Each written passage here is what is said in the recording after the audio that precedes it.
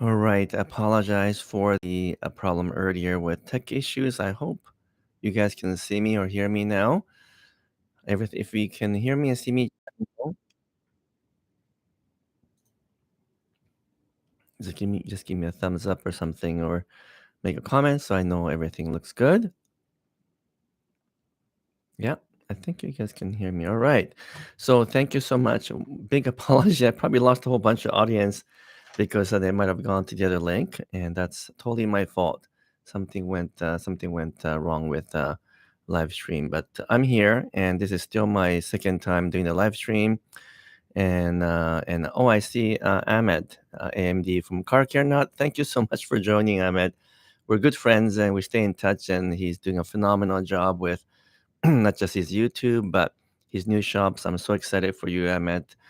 I wish I was closer to you so I can bring all my cars to you to get serviced and or even buy some unique cars and get you to look at it. So that is something that we can't do right now. But one of these days, I'll find a reason to drive all the way over there and come and visit your shop. And vice versa. I meant you have to come and visit me here in Vancouver and we'll have some fun or take you to Japan. Maybe that's even better. So I'm here to talk about anything you guys want. Oh, Kirk is also here. Kirk Kreifel, thank you so much for joining. It's Mike is also here. It's like lots of people that are supporting me, and I appreciate that because I'm still a newbie compared to Ahmed at Car Care Nut and Kirk Kreifel, who's a veteran at you doing YouTube live stream. I'm just a little baby here and continue to make stupid mistakes. So apologize that for again. So yeah, I'm here to answer any questions you have, and but I do want to talk about what's coming ahead in 2024, 2025, maybe even 2026. Those are things that people ask about all the time in my channel, and there's lots of questions about all these delays that are happening due to supply chain and other problems, but we can still take a guess, right? We can still predict what's going on. So I'm hearing more and more rumors from different sources, especially from Japan, that next year things will be back to normal or at least close to normal. And what we call SOP or start of production, that's the term we're using at the Toyota and other Japanese companies, will not be missed next year if nothing else goes wrong with the world. So that's something that we don't know for sure yet. But so I'm quite certain that these models are all coming out in 2023 calendar year. And some of the stuff you already know, we've been talking about it, and some of them might surprise you. So I think that we know for sure Tacoma is out. I think my guess is that Tacoma production will start in the two Mexican factories sometime in summer of next year, which means we should get it up and running from the factory by the fall, which means that we should get it in the dealership by end of the year. So I'm quite confident about that one. It's not being built at the Texas factory, as most of you guys know, and it's in the two Mexican factories that are being produced. So that's the first good sign of things to come. And I know that we are all a little bit not super happy with the change from V6 engine to potentially the turbocharged four-cylinder of 2.4 liter in size. But as you have seen from the new GM and Chevrolet mid-size compact pickup truck, they're also exclusive 2.7 liter turbos. So that's just the way the world is going. And it's not always to do with fuel efficiency. It's a lot to do with emission standard. They just cannot meet the stringent emission standard with the V6 engine or even V8. It just gets very difficult. So that's what's driving some of these things. All right. So let me just begin to look at some of the questions before I go too far so I don't miss them. So what do you think the price will be for GR Corolla? We don't know those pricing yet, so let's wait for a moment for that. Okay, so why is Toyota introducing so many SUVs and crossovers and they're all kind of blending each other? Well, that's just a new strategy for business, is to cover every possible ways. If you ever had a chance to see like a presentation, internal presentation from any of the car companies, they have this chart, what we call 2x2 matrix chart, that plots exactly which model fits into which channel or which market, and sometimes right into sub-segmentations. And what they try to do is fill in every single hole so that every customer of every demographic in the different price range are covered by the manufacturer's model lineup, and that's what they do. And when they try to do that, they end up creating more and more models, which is probably a good thing. We all want as much choice as possible, so that's probably an okay thing. Uh, so let me think. Do you think if the hybrid Tundra will qualify for a tax credit? I'm in Canada here, so it's a little bit different from the US. As you guys know, they signed a new law in place, and those things are all still being sorted out. So I don't know exactly how that's going to affect the Tundra, but it really is just really impacting the electric cars right now, not so much the hybrid. Um, but yeah, also Ahmed or Kirk, if you guys want to chime in and bring any questions or comments, let me know. I'm trying to keep my eye on the channel at the same time. So let me just keep on going with the model lineup. So Tacoma, I think, will start production next summer for introduction in the fall. Actually, let me back up. If the introduction of the Tacoma is to be in the fall officially, then I think we'll see a preview sometime in spring. I still think the Forerunner is pushed out. I'm not hearing anything about the Forerunner from Japan or anywhere else. So we can safely assume that production for the Forerunner will be end of 2023 or beginning of 2024, like January of 2024 is my prediction. I still think it'll be built in Japan because I don't have heard any rumors about it being produced in North America any longer. And so if they're going to produce it in January timeframe, then we should at least see a preview like October timeframe, a few months before that, with delivery to a dealership sometime March, April of 2024. I can't believe we're talking about 2024 already. But so those are some predictions for the Tacoma and the Tacoma and also the Forerunner. What about the GX? So 2023 Lexus GX is exactly the same as 2022. Even the Black Line edition is being carried over. There's really no change, just some additional standard equipment. But 2024 GX, Lexus GX, will be all new because he shares a platform with Toyota Forerunner, which is a new TNGA-F platform. I think that will be a few months after probably the Forerunner's introduction. So my guess is that it will be spring to summer of 2024. That's for Lexus GX. So those are what we call the second tier TNGA-F platform. The first tier are the big ones: Land Cruiser, Lexus LX, and the Tundra and the Sequoia. And the second tier, or a slightly smaller version of the TNGA-F platform, is the Land Cruiser Prado, Lexus GX, Toyota Forerunner. Those are the ones. So and potentially Hilux as well. And so those will be introduced throughout 2020, end of 2023 into 2024. So those are some of my prediction. But I'm also hearing that the Toyota's larger version of the Beyond Zero electric car, which is the BZ series, the BZ5X, I think is coming out very soon. I think it'll be introduced summer of next year with introduction or preview before that, a few months before that. So that's also quite interesting.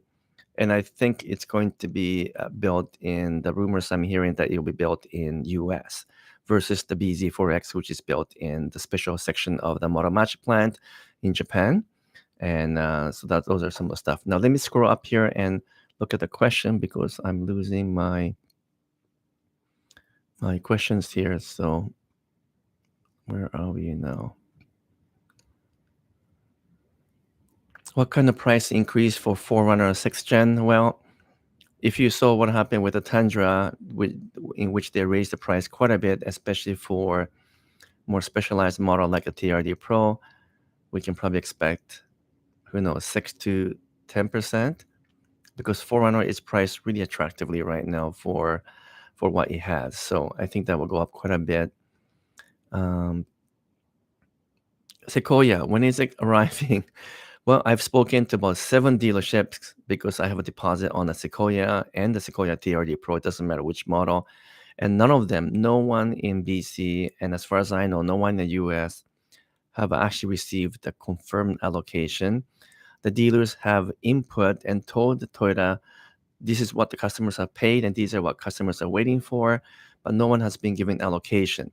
So my best guess is that it's probably got delayed by about 3 to 4 months. It was supposed to be here by now. And so I'm going to assume that probably mid-September, like a month from now, maybe we'll get allocation.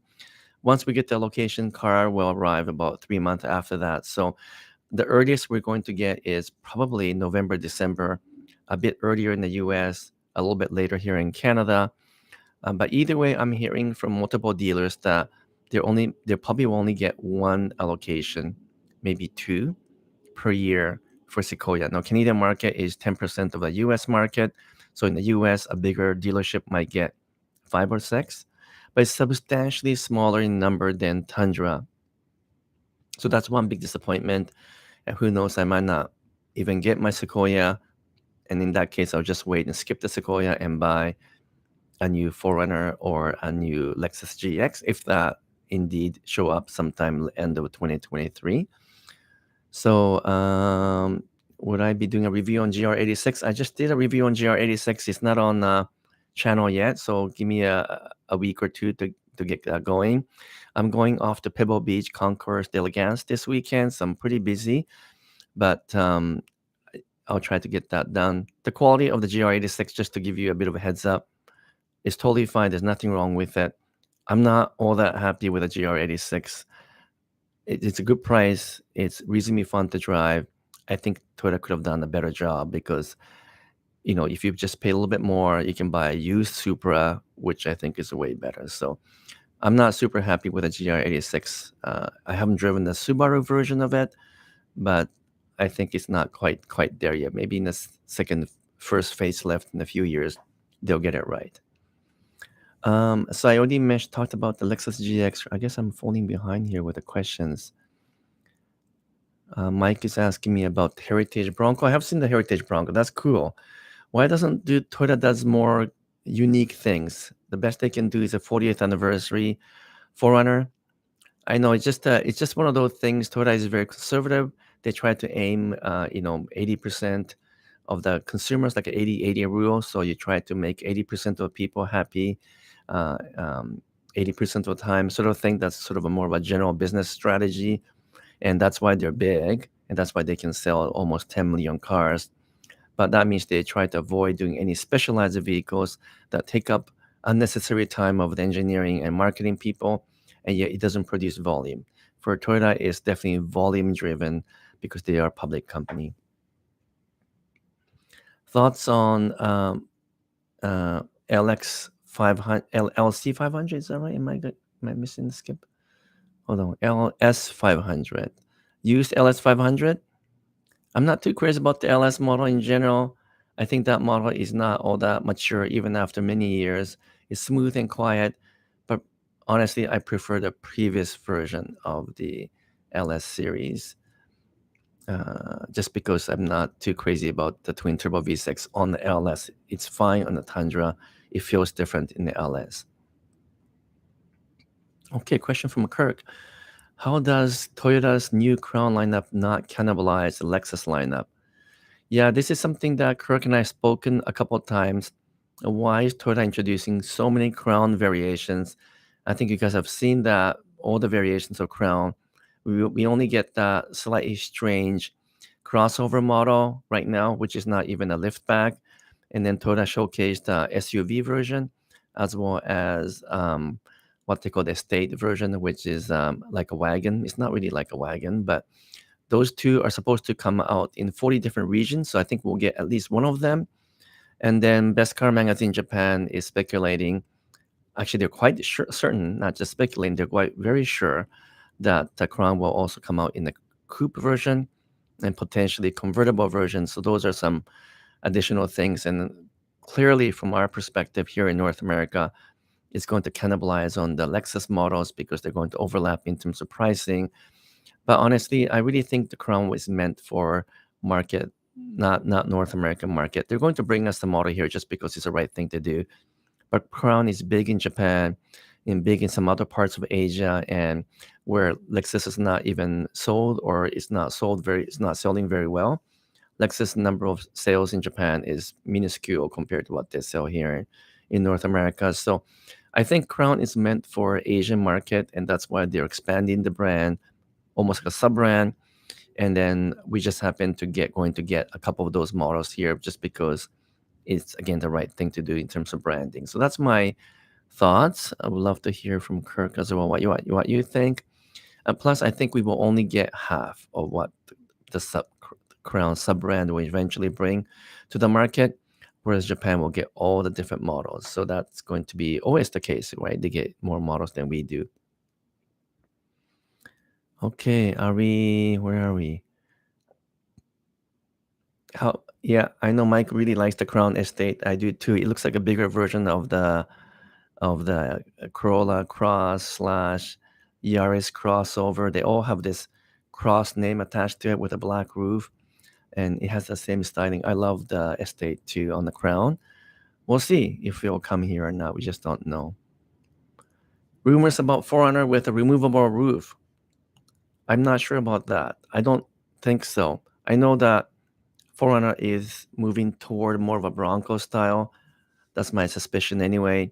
But at the end of the day, Toyota is going to go after volume, and they don't want any complication in manufacturing or product engineering from having removable roofs. I have a feeling that isn't going to be the case. Would there be a prime? Shoot, I'm losing my question because it's scrolling too quickly. Again, I need Kirk and Amit to be with me in the live stream because those guys are expert at this, and I'm still not. So where am I? I saw something about Prime. I think I can just answer some general questions about Toyota's approach to having a plug-in hybrid like Prime. Akio Toyoda said over and over again that he does not believe in having a fully electric vehicle for large models. What he really meant is to say that engineering-wise and cost-wise, if he were to create something like a Ford Lightning with a large battery pack, they just cannot make money from it. It's just business-wise makes no sense because of the cost and the weight of the battery. So the bigger the battery, the more power you get, which is what's needed for large vehicles. But then it's also heavier, which negates the whole impact, which negates the range of the vehicle, right? So Toyota doesn't like doing that. So they're going to, for example, I'm sure they will have a Tacoma EV sometime 2025, 2026 probably. But I don't think they're going to have a Tundra EV or even a Prime for quite a while, and instead maybe focus on improving the hybrid. Eventually they will have to, because once the solid state battery comes into play and that is finally out, then yes, they can put big batteries at a lower cost, and also production wise and engineering wise, that's all going to work better because the efficiency of those batteries are much better. But until solid state battery is truly in production, no, Toyota will not create a large, big models with a large battery pack. It just isn't in their strategy to do that. Okay, what else am I missing here? Okay, I'm again probably missing a bunch of questions here. Would there be Camry plug-in hybrid? There might be. I think there's new Camry coming out in early 2024. I think people did ask that question before. And so, from my understanding, there is a new Camry coming out sometime in early 2024, next generation model. So that will come out to our market sometime spring of 2024. So there's quite a few models coming out. I have my notes here. This is my own personal notes, nothing official from Toyota. And these are sort of my guesstimate or questions about what's coming down the road. And so I think Camry would still be built in Kentucky, but my note says sometime early 2024 for a new Camry, and I'm pretty sure that will come out in the plug-in hybrid version. And as I mentioned, Tacoma in summertime, 4Runner in early 2024, BZ5X or BZ5X in fall of 2023. That's my guess. And also Lexus TX and Grand Highlander. We already know that's coming. We just don't know when. And my best guess is September, October timeframe next year for those two models. And to finish off, what else Lexus RX we already know. So those are some of my notes that I have. I think there'll be a new version of the RAV4 in about 2 years, like 2.5 years. So maybe late 2024. And the reason why I can guess is because Toyota runs on this very strict cycle, 6 to 8 year cycle for passenger vehicles and 10 to 12 or sometimes 14 years for trucks. And you can pretty well guess exactly when they're going to change over, even though supply chain issues have kind of messed up all the thinking lately. So that's my quick take. And what I'm going to go back to the question here. Um, why are the new Toyota just more expensive than some Lexus models, especially specific this hybrid lineup? It's all well. It's to do with the markup. If you remove the markup, then the pricing, tiered pricing, when you compare Lexus and Toyota and look at it, if you put on a piece of paper, sometime I do that, and get a post-it notes and stick all the pricing, they're actually lined up perfectly. There's no weird overlap. It's the markup that kills everything. And fortunately, here in Canada, it's illegal to have a markup. So no matter how hot the product is, we pay zero markup. Although dealer can add some additional stuff like some film on the hood or some kind of paint protection, they can add those things, but they can't force us to buy it. So that's a good thing in Canada. We have no markup. Okay, where are we? Oops, sorry, I'm gonna kill you guys with this microphone if I hit it too many times. Okay, so I'm really behind with questions. Um, Ahmad is asking about the 5th generation hybrid system. You mean in the Crown, right? Yeah, the Crown has a strange combination. If and Kirk and Ahmed can correct me if I'm wrong, but the Crown has the normal hybrid, which is a 2.5 liter naturally aspirated hybrid that is on almost every hybrid in the RAV4, the Highlander, and so forth. And they have the new Hybrid Max, which is a 2.4 liter turbocharged engine with a new hybrid system. That's something that we've been talking about for a while. We have been saying that Toyota will indeed combine the 2.4 turbo with the hybrid, and sure enough, they introduced that in the Crown. I guess none of us have driven it. Not quite sure how it's going to be performing based on everything they've done with the hybrid so far. I would assume that performance-wise, you'll probably do well. Just like my hybrid in a Tundra TRD Pro, it's not a true traditional hybrid because the electric motor is sandwiched in the system, and therefore it provides a lot more power, but not necessarily a lot more fuel efficiency. And I think that's sort of the direction that Toyota is trying to go, because there's only so much you can do with a hybrid. Now they have to try some newer technology to try to increase the power, reduce the emission, which is a big deal for car companies, without complicating the hybrid system. So I look forward to driving the Crown with both of those hybrid system, because I'm kind of curious too how the 2.4 turbo hybrid system will work. Many people are not crazy about these system. They're concerned about the reliability and long-term impact of that turbo compared to naturally aspirated engine. And I do admit, and I'm sure Ahmed will agree, that there's nothing better than simple naturally aspirated engine. But turbo has been around for a long time, especially in Japan and Asia. They've been around for ages without too much issues anymore.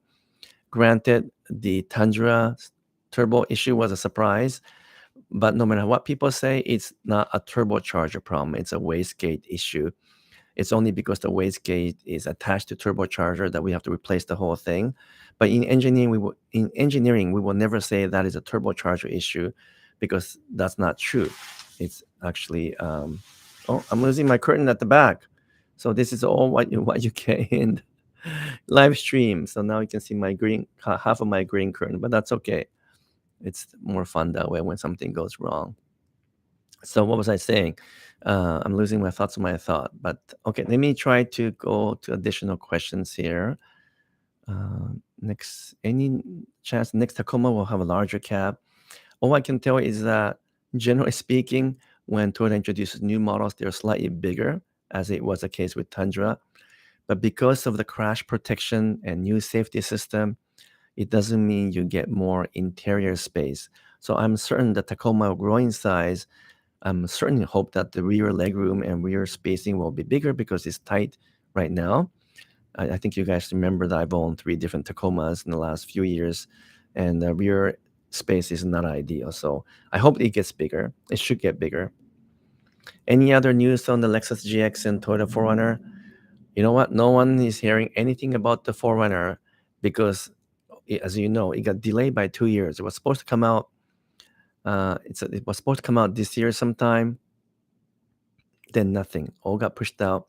Now, if the 4Runner was sold in Japan, which it isn't, we would hear more rumors because Japanese media is just very good at getting these rumors. But it's not sold in Japan. It's mostly sold in North America and Mexico, a few other locations.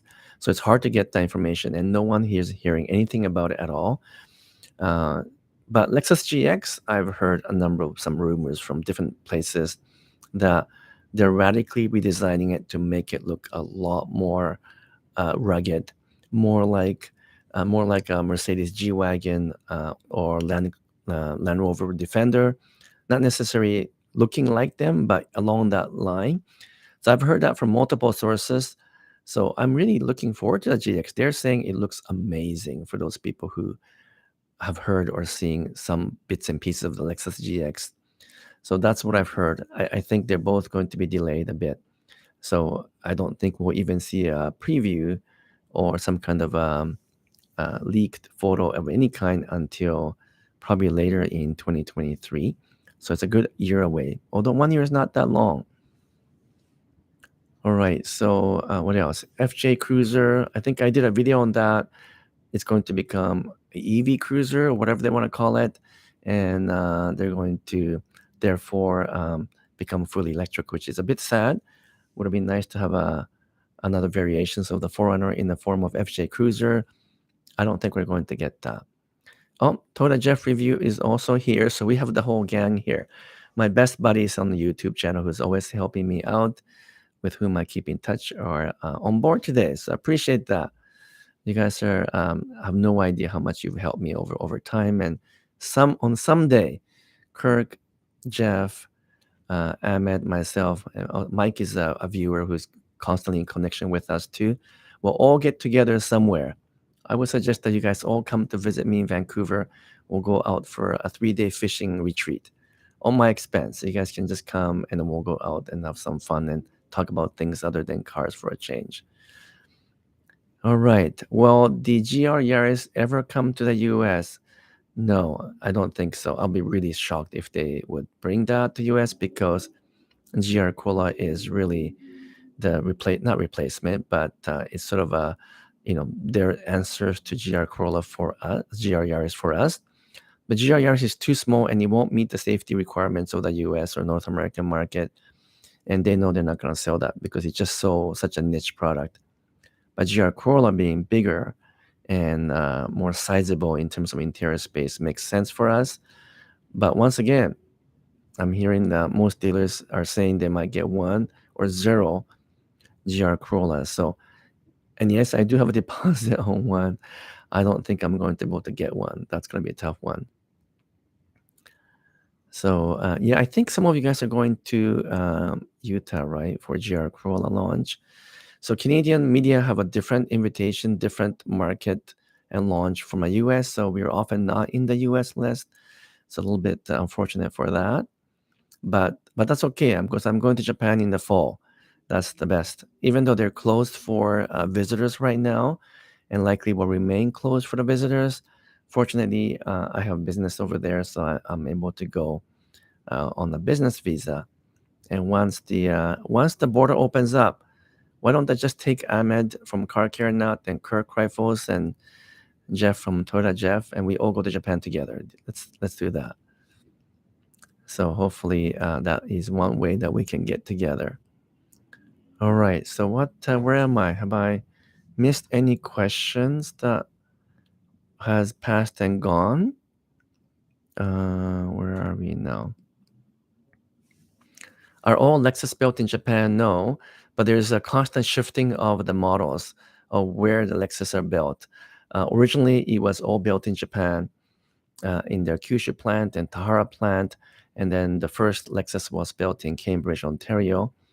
That was the first time a non-Japanese factory was authorized to build a Lexus, and eventually now it's built in also Kentucky, in a couple of other places. But it's shifting again because some models like Lexus ES is going back to Japan and not being built in Kentucky anymore.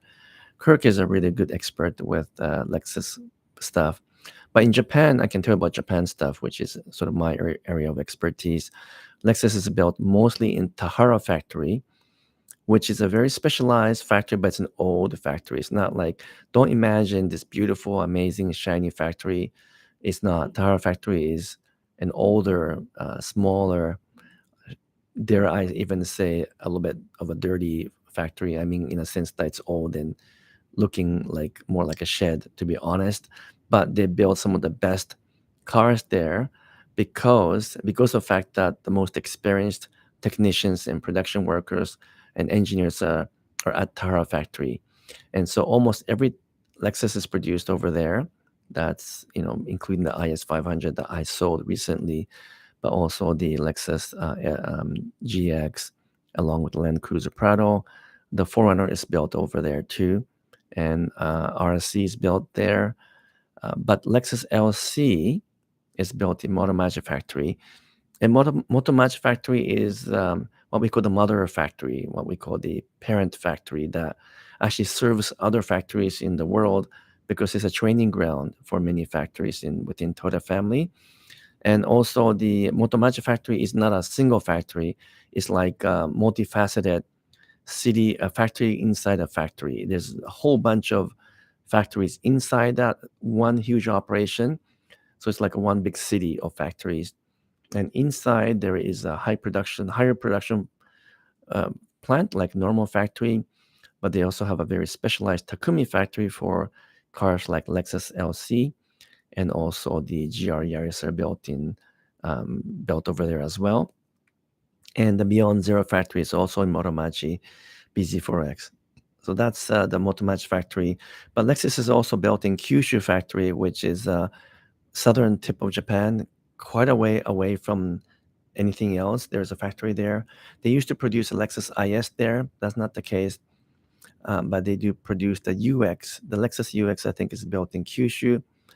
And then, surprisingly, Lexus LX and the Land Cruiser 300 is built in a factory called Yoshiwara Factory, which is like a subsidiary of Toyota. It's still a Toyota factory, but it's sort of governed differently because it's owned by a different subsidy of Toyota, and that's where the LX is produced. So those are some of the factory stories. I'm doing a video about Japan factory and where things are produced.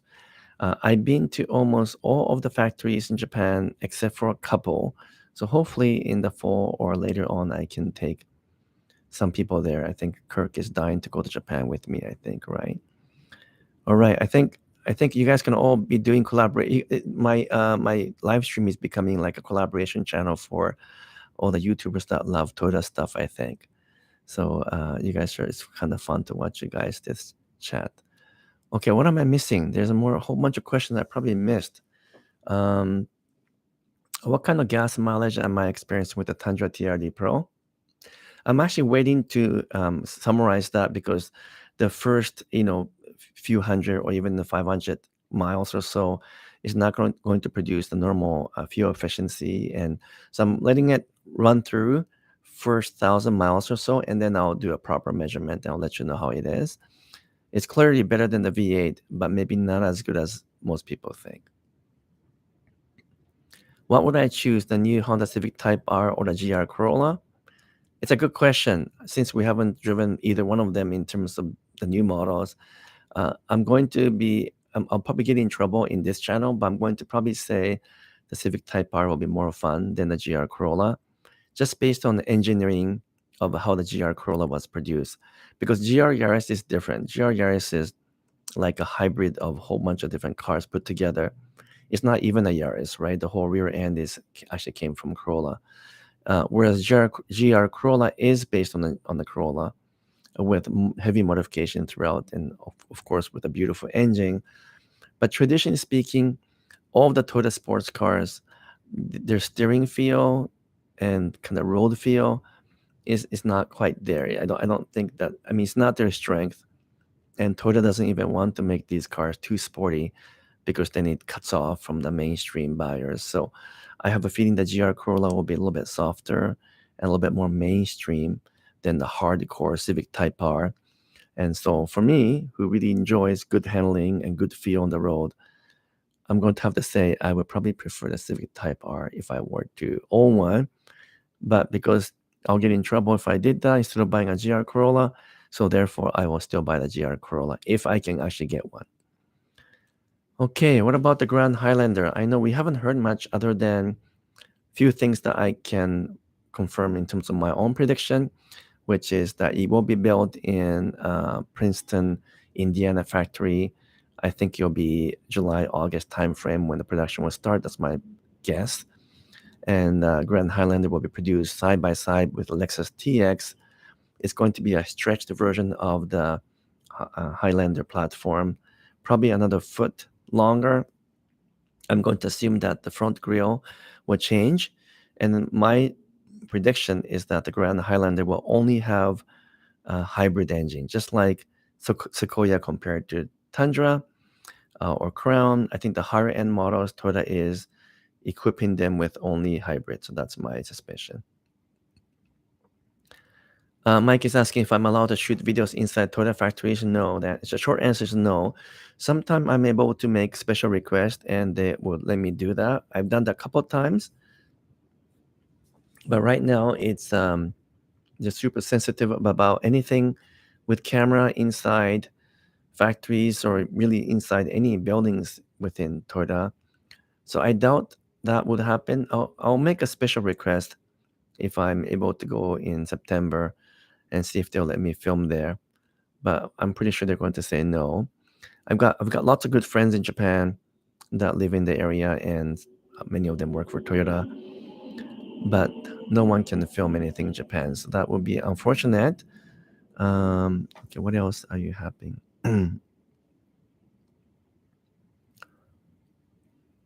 So some people are asking about should you buy a first year Toyota if you have, for example, 4Runner right now and you are considering a 2024 4Runner? Would I buy one? Well, I will buy one because I don't mind having issues in a sense that they get fixed quickly. We had a problem with our RAV4 Prime, had a problem with my Tundra, as many of you guys know, and they get fixed pretty quickly and they don't come back again. So it doesn't bother me too much. It's same for Ahmed. He and I talk about this all the time. It's normal to have issues, even from Toyota, for first year, sometimes first 2 years. And as long as they're fixed, which is what the warranty is for, it doesn't matter. They're gone. The problems are gone. They don't come back. So it doesn't bother me. But if you're the type of person who gets really annoyed that a brand new Toyota had a problem or recall, don't buy the first year. Maybe don't buy the second year. The third year and the fourth year will be your safest time. But if you want to buy the best year that will likely have zero problem, is the year of the facelift, which is usually 4 year into the cycle, or for trucks, maybe 6 to 7 years into cycle. Because facelift is another term in engineering for fixing everything we couldn't fix before. It's just an excuse to make all the corrections for mistake we made in the first few years of engineering. And so when the facelift model comes out, you can be darn sure that 90% of problems are being resolved and solved. Are all IS sedan produced in Tahara at the same as 4Runner factory? IS sedans are produced in Tahara. It used to be produced in Kyushu, but they've consolidated now, and it shares a platform with RC, which is also built in Tahara. And the V8 model is, in fact, produced in the same line as all the other IS. So not just the V8 model. That's one of the questions that came up. Okay. Will the new generation Camry ditch the V6? I think eventually all models will ditch the V6 in Toyota lineup and move to turbocharged four-cylinder. And it's mostly to do with the emission and not just the fuel efficiency. In fact, when the 2023 Highlander switched from V6 to 2.4 turbo, it didn't really improve fuel economy. it's about the same, right? So it's not always about the fuel economy. It's mostly about reducing the emission standard for future requirement. They might meet the standard now, but in 2 to 3 years, it's going to get much more stringent. And car companies want to make sure that they're prepared so they can meet those more tighter emission standard 2 to 3, 4 years down the road. And do you have any thoughts on the Ford Bronco taking sales away from 4Runner? Well, Bronco is a better car. There's no question that Bronco is more up to date. It's a better vehicle all around, but it's a different vehicle. It feels very different. The 4Runner does feel more upscale. It feels more like a bit more like a crossover, whereas the Bronco feels a little bit rougher and more like a truck. But there's no question the Bronco is unique and is going to continue to take sales away from something like a 4Runner. Do I think the Honda Civic Si will be a reliable car in the future once they sort out the first-tier bugs? Well, a couple of things. The entire Honda Acura lineup makes amazing product, but recently their reliability, especially the first year, is not quite the same as Toyota. Even Toyota has come down in reliability a little bit. So I would say the difference between Honda/Toyota or Acura/Lexus, it's about 10%, 15% maybe in terms of number of defects. Now keep in mind that almost all new cars only has about 0.8 defect per car, which means not even one defect per car. And so you're talking about minuscule difference. And so for argument's sake, if you bought a Honda Civic Si, you might have one problem in the first 2 years. And in the case of a Toyota, you might have one problem in the first 3 years. That kind of difference. So we're not talking huge. Where there is a difference is in the panel gap, where all the panels align together, and the gap between, if you look at it, except for Honda Civic, which is exceptional, all the other models that are produced in the Marysville factory, not quite as tight and as aligned as Toyota or Lexus cars. But even Toyota struggles. If you look at the Highlander, because we own the Highlander as well, that's built in Princeton, Indiana, and the quality is not anywhere as good as the RAV4 Prime that we have, which is built in Japan, in Tsutsumi factory. So there, Ahmed and I did a video a while back last year, I think, about the fact that there is not much difference in quality between cars built in Japan and those built outside Japan. And I still stand by that because the difference is minor, but there is a difference. It's not zero difference. There is some difference, especially when it comes to the quality of the paint and the panel fit. Okay, where am I? Would MR2 be coming back soon? Lots of rumors about this. I know Kirk talked about it in his channel too, and lots of rumors from Japan, from Best Car Magazine about the MR2. I think it's going to come back as an electric car.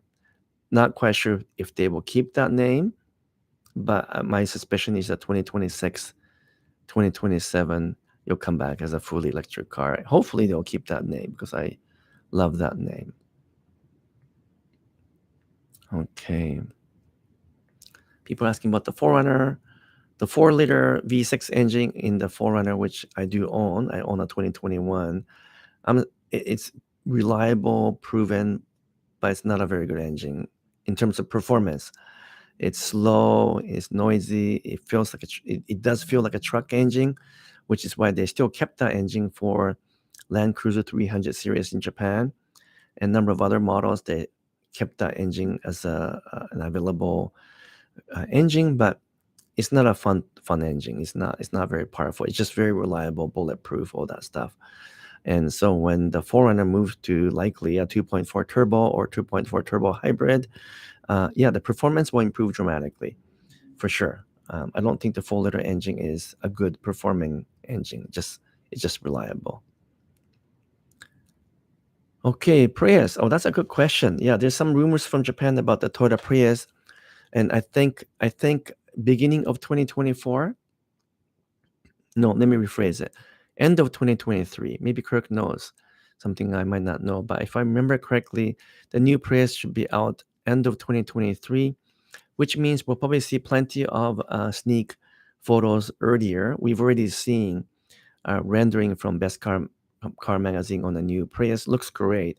It kind of looks like a Toyota Mirai, and I'm pretty sure that's accurate because Best Car Magazine have been so accurate with Japanese Toyota products in terms of predicting the rendering. And I think in Japan, it's going to come out in spring of 2023, and then we'll get it a few months later. Okay. Would I keep any future Toyota Lexus cars beyond warranty? I would, but you guys know that I don't keep cars for very long, mainly because I don't lose money on these models. I tend to buy models that are hot and in demand so I can trade it in. And here in Canada, I can trade it in and I save the tax. So if you pay tax once and you trade it in and buy something similar in pricing, I don't pay any tax. So I change car every year, sometimes 2 years. I kept my Supra for 2 years, but everything else I've been selling every year.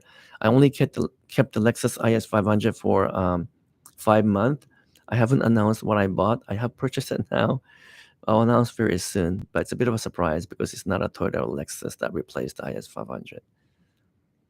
Okay, so why aren't there Lexus Toyota spy shots from Japan? Oh, because oh my goodness, that's a good question.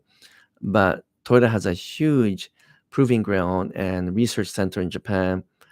There's one by near Mount Fuji, and there's some in northern Japan, and it's as far away from city roads as you can imagine. There's no way you can actually go and see these prototypes. And I'm losing my things. I'm gonna take this. I'm gonna rip it out like you take off an old bandage. So you just see my green curtain now. That feels better. So that's why you can't see it. And if you try to fly a drone or something, you'll be shot down. Not literally, but you'll be blocked, and you'll get arrested if you're trying to do something illegal in Japan, because drone is pretty well banned everywhere in main areas. So that's why you don't see it. But Best Car Magazine have been able to predict future of the product that are sold in Japan with such accuracy that often shocks me and my colleagues. Like Kirk and I talk about this all the time. But so my suspicion is that some of the editors in Best Car Magazine are given some access by Toyota on purpose to allow for some of these interesting topic to come through the system. So I think they get to see it. I don't think it's because they saw these vehicles on the road somewhere. You just don't see them on the road. Any news on the Land Cruiser 300 series? Not much, just because it's new. There's still like a 4-year waiting list on that in Japan. Everything has a 3 or 4 year waiting list in Japan, even Lexus NX. But mainly just because the market is saturated with buyers who wants to buy right now and they can't deliver. Okay, where are we going? Which of the color of the 400 would hold is a resale value the best? Other than TRD Pro, probably TRD Off-Road. Luna Rock is not available in TRD Off-Road, right? I think it's only available in the TRD Sport. But any blues and greens typically have been doing well, grays and silvers. And it depends on where you live. The demand for color is different based on what parts of North America you live. If you really want to be safe, you just buy white or silver. Those two account for 80% of color in North America. So it's always the safest color. How long will the IS 500 be made? I'm pretty sure they're going to make it for 2023, and I think it's gone, because I think in 2024 or 2025, the Lexus IS will change to a new model, and they are not going to carry that V8 over. So I know it was a bit crazy for me to sell the IS 500, but it was the right time to sell because I wasn't happy with the car. No matter how good the engine is, no matter how beautiful the engine is, the handling and the steering feel was, to be honest, not very good. It was very bland, numb, and so I didn't actually enjoy driving it. And so Kirk is saying that I probably bought a Porsche. I suppose I could probably give a bit of a hint. So yes, it is a Porsche. So which model is it? You have to continue to guess. But it's not a four-door sedan. It's not a sedan of any kind. So that will give you some idea. Okay. Do I hear loud noises from the back of my truck when you go over a bump? So I heard this from a couple viewers now. I don't hear any loud noises, but I do have a tonneau cover and then the bed mat, both of which are super heavy. So with any pickup trucks, you have to remember you got to put some weight in the back, or you'll bounce off off anything that goes over. So try putting something heavy if you don't have a tonneau cover, or I don't know, bags of sand or something. Put 100 pound of weight, maybe even 200 pound of weight in the back, and then see if the sound is still there. I don't hear any sound. Mine is really well, other than squeaks. There's some bunch of squeaks in my truck. Well, how do I feel about the reliability of the Camry all-wheel drive system? It's being reliable. I think Ahmed can tell me otherwise. I haven't heard any issues with that. I don't think it's anything super complicated, but they don't sell that many of them, so sometimes we don't know about these issues until much later when a higher volume is sold. Okay, where are we? Any news on the new generation Land Cruiser Prado? So there has been some rendering from Best Car Magazine on new Land Cruiser Prado, but that rendering I'm not confident is accurate because it just looks like the current one. So I think we don't know yet, but it's going to obviously be very similar to Toyota 4Runner, except for the engine choices, because in Japan the Land Cruiser Prado has diesel engines and turbo diesel 3.3, I think, which is a beautiful engine. So they have a very different lineup. But I think it will show up around the same time as a 4Runner. So I'm going to assume early 2024 for the new Land Cruiser Prado model. Yeah, Kirk is saying the brake feel on the IS500 is not very good. Yeah, the steering feel, the braking, and then what really annoyed me on that car is when you step on the gas, the accelerator, if you floor it, not that you floor it often, but once in a while you want to floor that beautiful V8, and when you floor it, then you can't floor it. There's a little indentation or pause where you step in all the way, you think you're stepping all the way, but it is forcing you to stop halfway, and you have to push again to floor that car. So I suppose they did that for some kind of safety reason. And some models, other brands do have that feature, but I thought that was the most ridiculous thing to have on this car with a beautiful V8 engine. Once in a while, you want to step on the gas, but no, you can only step halfway. And so I asked about that, and they say it's just built-in feature. They can't change it or reprogram it. I probably could reprogram it if I actually went into the master file or the master equation of the system, but then I'll void the warranty. So I'm not gonna do that. So those are some reasons why I sold the IS500. No, I didn't buy the Cayman or the Porsche 911 Turbo S. That would have been nice, but I keep on guessing there. It's already here. I'm driving it right now as we speak.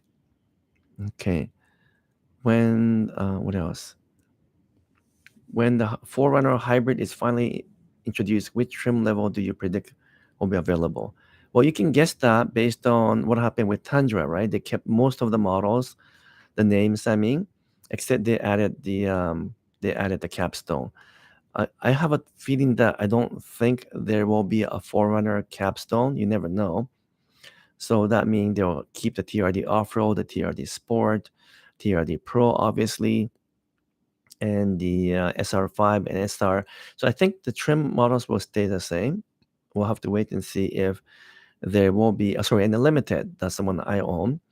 And so it doesn't quite jive with Tundra lineup. The naming is a little bit different. So perhaps they will change it, and maybe it will be a 4Runner Platinum instead of Limited. So those are some stuff that sometimes Toyota does that's very strange, where things don't line up. But most brands do the same thing. What do I think of the new generation Lexus NX? Should I buy the hybrid or plug-in hybrid? You should definitely buy the plug-in hybrid because you never have to use gas if you plug in every day or every other day. I really like everything about NX. In fact, I'm thinking of replacing one of our company cars with NX, but I do hate that door. I absolutely hate that electric door, both from outside and inside. It's worse from inside. I should say it's worse from outside because when you try to pull it, it's not natural because there's a little pause. So if you try to, like, if you get out of the front door from driver's side and go to back and try to pull the door knob, there's a slight microsecond delay before you can open the door, and it feels like door is stuck. And they're gonna have to calibrate that because it doesn't feel right. From the inside, you just press the button to open, so it's maybe faster, but every single person that's being in the NX gets confused because they think you have to pull instead of push. And so I'm not sure if I will buy the NX because of that. But everything else about the NX is great. It's not a what's the right word? I don't think it's a benchmark car. I think there are other better cars, namely German models, that I think perform better for the same price. But I do like the plug-in hybrid version of the NX. If your truck bed is always empty, why do you need a truck? Some people just like truck. But my truck is always full. I've been using it a lot because we've been moving our office. So I'm really glad I have the Tundra this past few weeks. Okay. Would I buy the current GX or buy the new GX? I'm actually hoping to buy the current GX, keeping it for a year and a half and 2 years, and changing it to a new GX because I love the current GX. I know Emmett does. I know Kirk does. I think Toda Jeff likes it too. We all love that GX with a V8 engine. It's just something beautiful about that model. It's got really tight steering, even tighter than the Lexus IS, if you could believe that. And it just feels right, that model. And you'll be ashamed to change that over because I think the new model will be lighter and it's going to feel different, much like what LX has gone through. Okay, what am I missing more question? Did I catch the Kirk's question too? Because I want to make sure that I'm not ignoring my YouTuber friends here.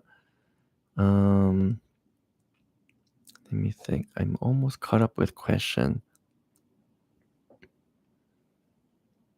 All right. What else is there? Am I missing a bunch of questions? Can someone tell me if I missed a bunch of important questions? Oh, is there a chance of a new generation Camry getting some sort of a GR treatment? Well, you have to remember in Japan, there is a GR treatment of almost everything. Now, it's not quite the full version, the full pure GR version. Is actually what they call GR Sport version, which is like one level down. But there's a GR Sport version of their minivans or microvan. There is a GR Sport version of Corolla. Was there a GR Sport version of Camry? I don't think so. But so in Japan, the GR brand is its own sub brand, and so they can do that. But here, the sedans don't sell well already, although Camry sells pretty good, and they have the TRD version of the Camry. So here, I think in North America, they're trying to push more of the TRD brand, except for the pure sports car like the 86 or the Supra, they call those GR. So I think they're keeping the GR name only for the pure sports cars, and everything else is kind of like a TRD name, sub-brand. You guys see a lot of Lexus LX600 in Qatar. I almost went to Qatar last 2 years ago. I got invited to go there and didn't get to go, but the Lexus LX and Land Cruiser 300 sells so well in Middle East, as most of you guys know. So I drove the LX extensively about a month ago, and I'm getting again, I think in 2 weeks' time, I requested for a second review. And there's a lot that I love about the LX. It's quiet, smooth, more refined, but it is not more fun to drive than the old LX 570 with a V8 because the 3.4 turbocharged engine is sufficient for LX, but not as high performing, I would say, as a V8 engine or the turbo 3.4 that I have in Tundra. I don't know why they didn't put the hybrid 3.4 on the LX right away. I'm sure it's coming, and that's probably their strategy, is to produce LX first, and then a few years later introduce the hybrid to keep it interesting. But the LX needs the hybrid because with the 3.4 turbo V6 without hybrid, it just feels like a very ordinary high-end SUV. It doesn't stand out. Just the interior is nice. But even the interior with a two-tier infotainment system instead of one big 14-inch like what we see in NX, I find that awkward. I know the engineers had reasons why they did it that way, but honestly, I don't think it's the best execution on that model. So I'm surprised that people like it and there's a long waiting list, because personally, I really like the LX570, even though it's not up to date. And of course, the fuel economy is horrible on that thing. In terms of just pure driving, the LX570 is a more pleasant car to drive and a more truck feel, more Lexus feel, I should say, than LX600. So I would wait for LX600 hybrid. That would be a good car to buy. But I'm going to drive it in 2 weeks' time again. So maybe I will go through more details on that one. When is the next refresh of RAV4 expected? Well, we had a very minor refresh this year with the headlight change, and there's some interior change and so forth. But I think the new model is out in 2024, because that will make it almost 5 years. And RAV4 being a very important model, in terms of volume, they're going to keep that as fresh as possible. So RAV4 should be on a 6-year cycle. So it came out in 2020 model year, right? I believe. So it should come out in 2026 model year, which means late 2024, early 2025. There should be a brand new RAV4. It is not on the 8 or 12-year cycle like some of the slower selling models. So I expect the new RAV4 to come out around that time, and maybe maybe there will be a fully electric version. Who knows by that time? All right. So what else? How long have I been speaking now? An hour now. So I'm going to I'll talk for another 15 minutes maybe. And then have they fixed the corrosion problem with the RAV4 hybrid? I think most of the issues with the RAV4, regardless of whether it's corrosion or some other issues, have been sorted out. Right now, I have some problems on the RAV4 Prime. Ours is a 2021, and he had a terrible sound coming from underneath the car, which was fixed by a software upgrade. I've spoken to Ahmed about that, and that was sorted out. But now the charging port, the lid, I should say, is loose, and so they have to replace it with a new lid. So those are some surprises. I gotta admit, the last few years we're seeing more and more these minute but irritating defects from Toyota that we haven't perhaps seen as much before, and I think it's to do with Toyota relaxing a bit on the requirement for suppliers. They announced that, I believe, about a year and a half ago, to say that they won't be as picky about quality check from suppliers, especially for those areas where you can't see. And maybe allowing that to happen had a bit of a cascading effect. And we're seeing some of that right now. Okay, I just purchased Lexus NX plug-in. It's nice, but the battery discharges quickly. Uh, so yes, yeah, we have a RAV4 Prime, which is very similar to NX plug-in hybrid. And basically we have to plug in every single day, even though we don't use it very often. It's my wife's car. So the range is very small. And so all these plug-in hybrids are tricky to own if you have to go long distance every day. They're really good for short city rides. Okay, where are we? The question about not being able to floor it on a Lexus IS 500, is that programmed or is it mechanical? No, it's not mechanical, although I feel something. I feel that little pause. So I think it is programmed and calibrated to provide a bit of a pushback on the accelerator halfway, but and then it quickly goes away when you press it again. So, but to overcome that software is not easy. It can be done, but you'll definitely avoid the warranty. And maybe something like a pedal commander type aftermarket option, if it ever comes out for that model, which I doubt, could solve that issue. But I think that is honestly the most ridiculous thing I've experienced in the IS 500. I just simply thought that was ridiculous. So I love the car for many reasons, but it was time to let go.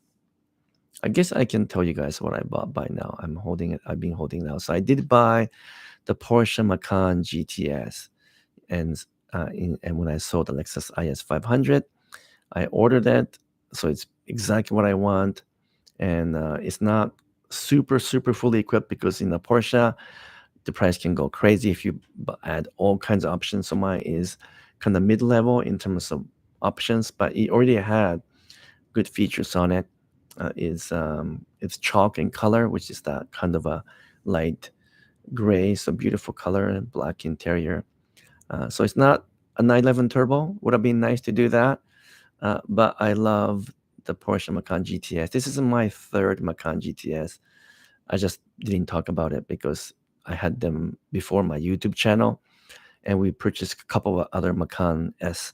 So it's actually our fifth Macan, and it is by far the best SUV out there for people who love to drive.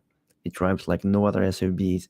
I know it's a bit old-fashioned and a bit traditional, and it's getting old in design. But you know what? It's like a Lexus GX. They refined that thing to death, and it feels unlike any other small SUV there. And with the new GTS this year, it has the same engine as a turbo from last year. So in some ways, a bit of a bargain priced model, because you're getting all of the performance feature of the Macan Turbo from the previous year, but at a lower price point. So um, I really like that model so far. I don't get to drive it too much because I'm busy right now, and but we'll be driving a little bit more. Actually, I drive the Tundra TRD Pro most of the time. Okay. Someone is saying the kickdown switch on accelerator is also found in Lexus ISF and RCF. I think you're right. I haven't had the RCF in the media car, so I didn't know that, but that's probably true. Okay, no one buys the GX460 in Qatar because they don't want the bigger one, I suppose. Um, and perhaps they always want the flagship model. Okay, so it's been a bit over an hour, so I don't know how many people are still online. Is it 200 people? Is that right? So there's quite a few people, so I don't mind staying around for a little bit more if you guys have some questions. And I'll answer a couple more questions as I scroll backward here. Is Korean brand reliable compared to Japanese brand? So you have to, that depends. The question depends. Are you referring to reliability over 3, 4, or 5 years, or are we talking about 10, 20 years? I think if you're talking about super long period of time, like 10, 20, 30 years, then proven Japanese model, like let's say a Corolla or Camry or the current Foreigner, will likely outshine any other brands, Korean or otherwise. But if you're talking about 3 to 5 years or 6, 7 years, there's not that much difference anymore. And you just have to remember not to buy the first 2 years of any brand, really. But if you're buying a third or fourth year of a Hyundai, absolutely no issue. In fact, I love many of the Genesis and Hyundai brands models in terms of engineering, design, and performance.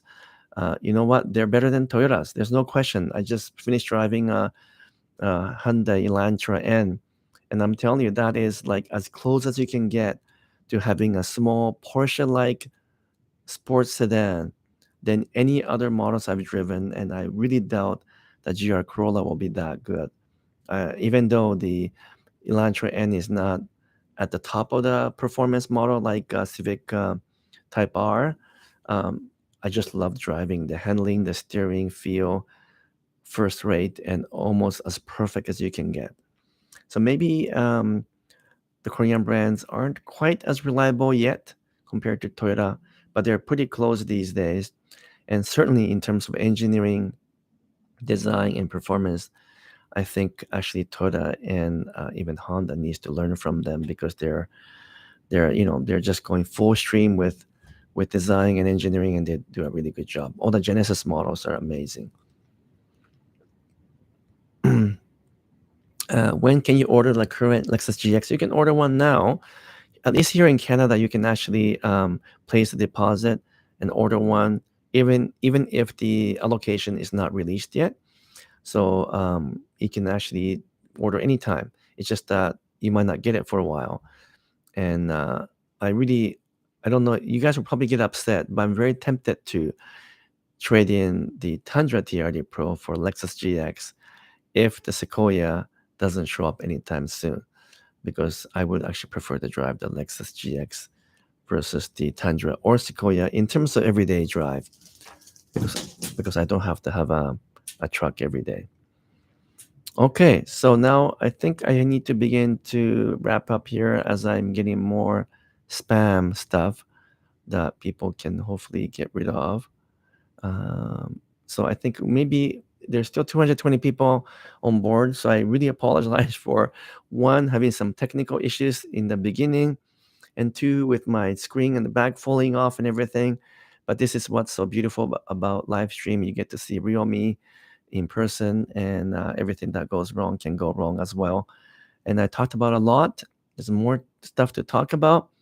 I'll be in San Francisco and Monterey this weekend to try to squeeze in a bit of the Pebble Beach concourse. And so if you're in the area, let me know. Love to see you guys there.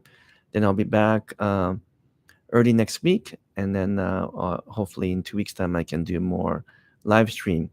But absolutely enjoy having you guys. Not sure if Kirk and Toda Jeff and Amit are still on board, but I really want to thank them again for being such great friends, and but also just for helping me out.